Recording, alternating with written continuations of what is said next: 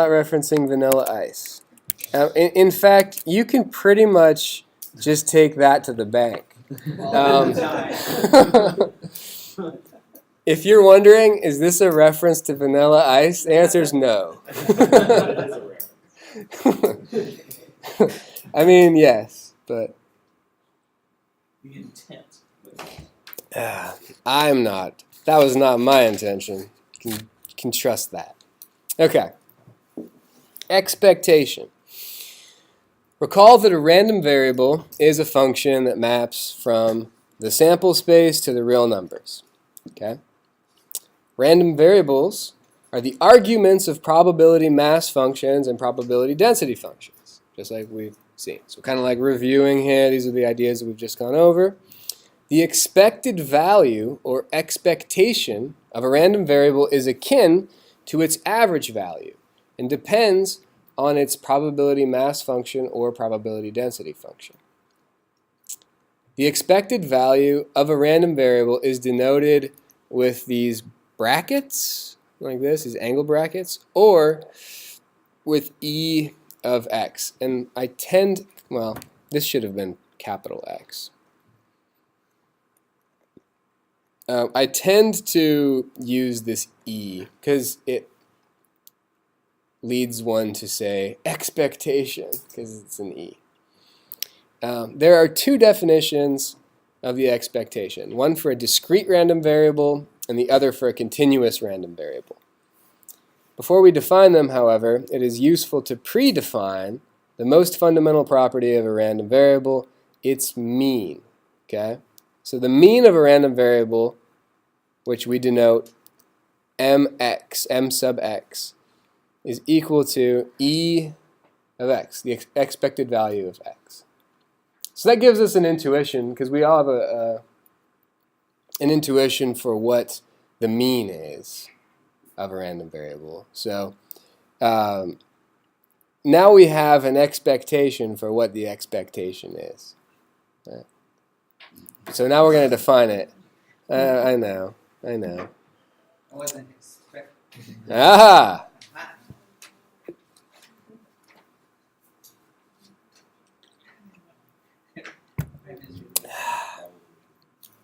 Okay, so let's begin with a discrete random variable. Let's define the expectation of a discrete random variable.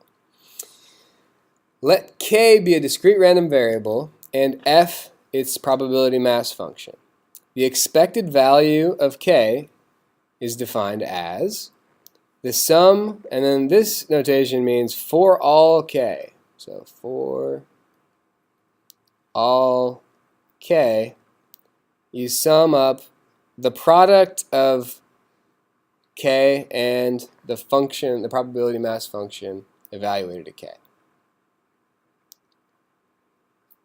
And this is more intuitive than you think. We're going to do an example, and I think you guys are going to see, oh, that makes sense. That definition makes sense. It's got to end up being like the average, right? So it should make sense to us. We've been doing averages for God forever.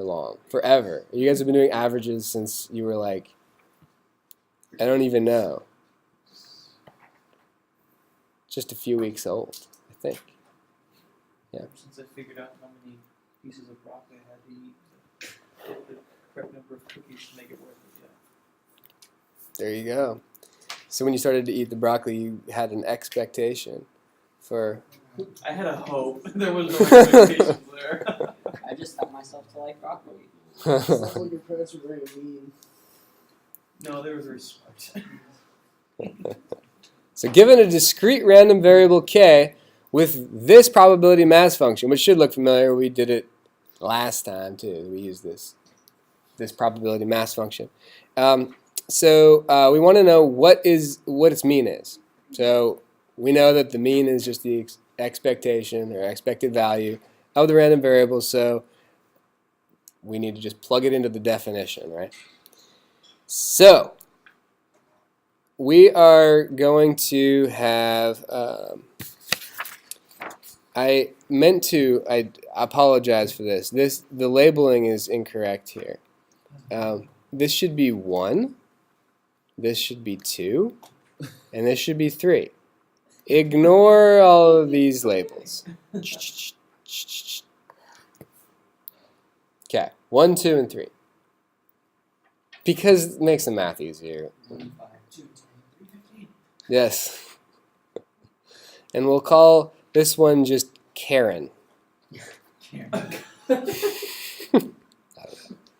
Okay, so to compute the mean, mu k, we know from the definition of what the mean is, it's just the expected value of k, right? And this is a discrete random variable. It is only defined at discrete points. So we need to use the summation definition. So we need to sum over each value of k. One way to do this, and I think this is probably the most natural way to do it, is to just index k. So from I equals 1 to, there are how many values of k? 3. From I equals 1 to 3, we sum up the ith k times f evaluated at the ith k. Which, for this problem, oh, also I didn't label this axis. Shame on me. Well, I did. It said measure and, but k, label. Okay, so the first term in the sum is going to be k, so k1, which is just 1, times the function, the probability mass function evaluated at k1, which is just 1/6, right? So this gives us 1 times 1/6. The next term in the sum is the second k, which we conveniently made 2. And the value of the function at that k is 3/6. 2 times 3/6 plus the third value is 3 of k, and the function evaluated at the third value is, I read 2/6 off that. 2/6. So, at some point in my life, I calculated this to be 13/6. Is that correct?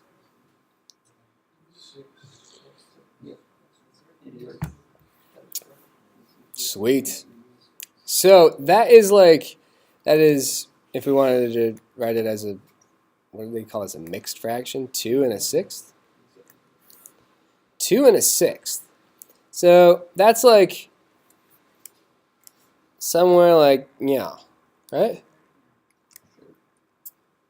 So this is the expected value of k, which makes sense, right? It should be a little to the right because we have a larger, so the one at 2 is, so if we had a completely symmetric probability mass function where this was a 1/6 over here and this was a 1/6 over here, we would have gotten an average of exactly 2, right? But it's weighted more over here. We got a 2/6 on this side, so it's going to get pulled a little bit that way. This is a lot like computing the centroid.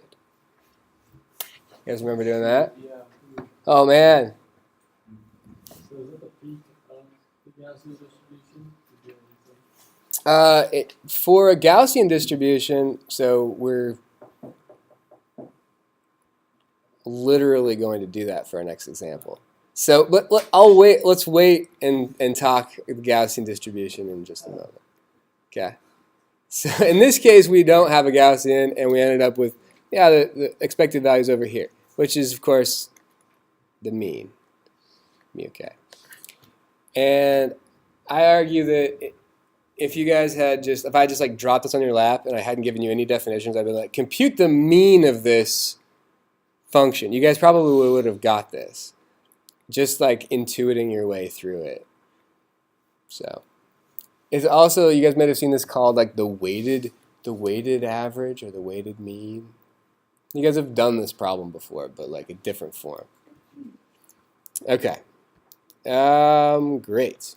So let's now turn to the expectation of a continuous random variable. So let x be a continuous random variable and f its PDF.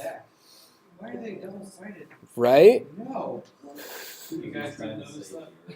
It changed the whole thing. No, I found the wrong page too. Some of us Yeah, some of us are paying. Let's say some of us are actually paying attention to this class. What are you guys doing? Can see who's We're going off of. I can see who's down here on the Gaussian curve. Based off of previous behavior. Previous behavior model saying that it should be on the next page. You shouldn't have any expectations. Oh! I did binder full of expectations that say next page. Or perhaps you should 150 pages. I was going off of learning. Man. I was actually not expecting to see this double-sided printing either, but I printed from a different program, and you know, Print better this time? and what? Did it print better this time? It printed, I don't know, about the same. Was the printer as troublesome? No, not as many troubles this time.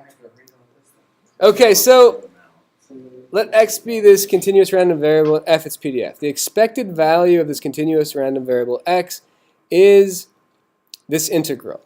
So you integrate over all of x, the product of x and f evaluated at x. So it's a lot like this sum, this sort of like weighted average version, but instead of summing, you're integrating.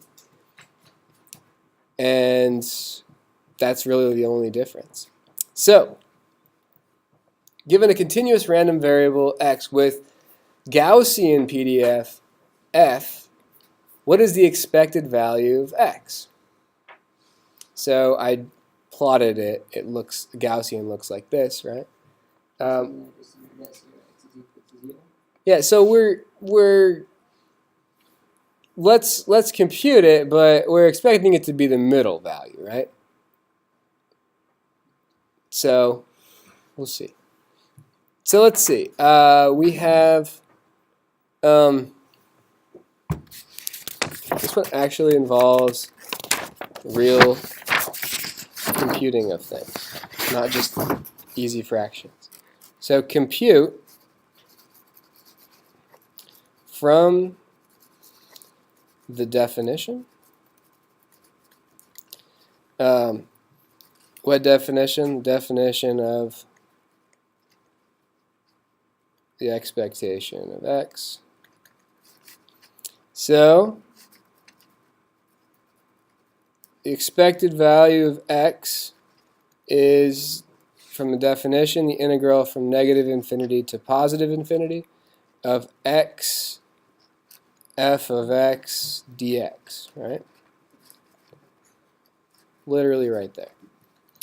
So let's just plug in f of x. We know the form of the Gaussian PDF. We just learned it. So it's the x remains from up here, and then we have times f, which I will plug in directly. 1 over sigma times the square root of 2 pi. 2 pi times exponential of negative x minus mu squared divided by 2 sigma squared, and then we got the dx. Yeah. So it looks a little nasty, and it's actually not that bad once you unpack it. It's a little tricky, but nothing we can't handle. We're very savvy with integrals. Integral savvy.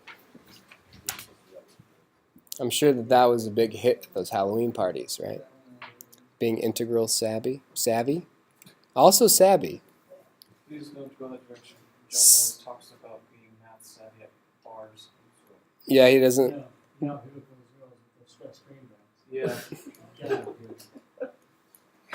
I love that class. I love that class so much. Yeah. Let's not take dating advice from just no. Wow. All right, so we've got z equals x minus mu. Now, I'm just choosing this because I happen to know that this substitution gives us something that we like. As is usually the case with integral substitution, you kind of got to know where you're going in order to get there. So substitute this in, and you get that the previous expression becomes still the integral from minus infinity to positive infinity.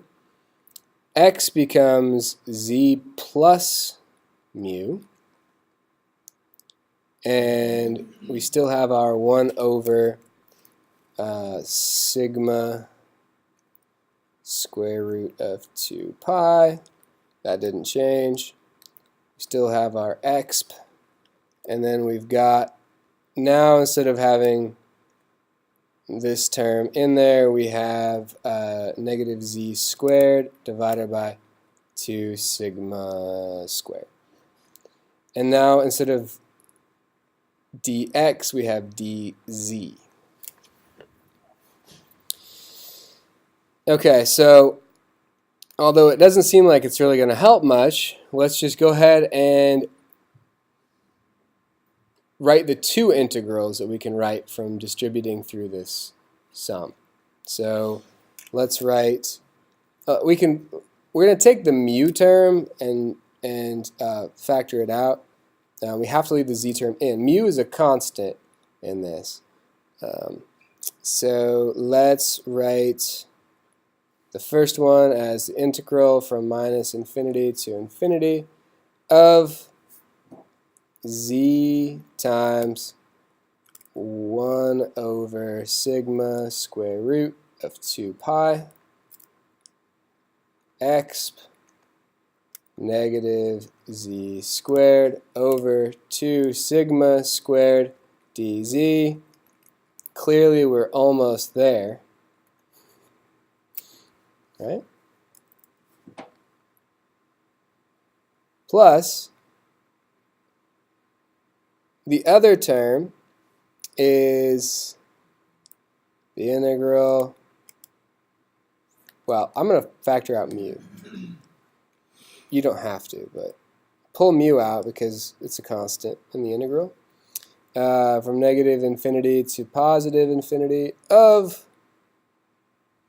1 over sigma square root of 2 pi times exp negative z squared over 2 sigma squared dz. Okay. It is, really. But let's reason through this here. So, conveniently, Actually, before we continue, the first term, the first integral has the exponential negative z squared over 2 sigma squared. sigma squared. So let's look at this first integral. This first integral is of a function, so exponential of negative z squared is like symmetrical, kind of looks like the Gaussian, okay? And if we multiply that by z, essentially what we get is something that looks like Like a bigger, more exponential. like that. It becomes an odd function, okay? What do we know about integrating over all of z when we have an odd function of z? 0, which we like. So I say this whole term is 0. Sweet. Okay. Now the second one. Let's look a little closer at it. What is the integrand? What does the integrand look a lot like? The Gaussian PDF, right? The only, it's the Gaussian PDF with a 0 mu parameter, right? But it's still a Gaussian PDF. What do we know about probability density functions, or the integral over all of the variable? Yeah. That it's 1. Yeah. That was, yeah, I thought you were like going to say something, but then I realized you were holding up a 1. That it has to be equal to 1. The probability density function, if you integrate it over all of its variable, it's equal to 1. So this is just 0 plus mu times 1. Sweet. That's my kind of integral right there. Ends up just being mu. Which, you know, we may or may not have just constructed it to be that way so that the expected value of a Gaussian is mu, which is why we call it mu. So we kind of expected this, and we now can understand that this Gaussian is always centered about mu. That's always its expected value, and it's also always its center. So it can be about 0, but it can be about any non-zero value too, whatever mu is. So if you were betting on the value of mu, you would want to bet as close to mu. The value of x, you would want to bet as close to mu as possible, because that's the expected value of it. All right. Due to its sum or integral form, the expected value, depending on if it's a discrete or a continuous random variable, the expected value has some familiar properties for random variables x and y and reals a and b. So I just list a few. So the expected value of a constant is a constant. It is just that constant. Okay, it's nice. The expected value of some random variable plus a constant is the expected value of the random variable plus that constant. Also nice. The expected value of a scaled random variable is a scaling of the expected value of that random variable. The expectation of the expectation of a random variable is just the expectation of a random variable. And finally, the expected value of a linear combination of random variables x and y is just the linear combination of expectations of x and y. This is somewhat reminding me of the properties of the Laplace transform. Yeah, it is, and the reason is that they're both integral definitions. So integrals happen to have these properties. It's pretty great. Yeah, and it's because they both come from integrals.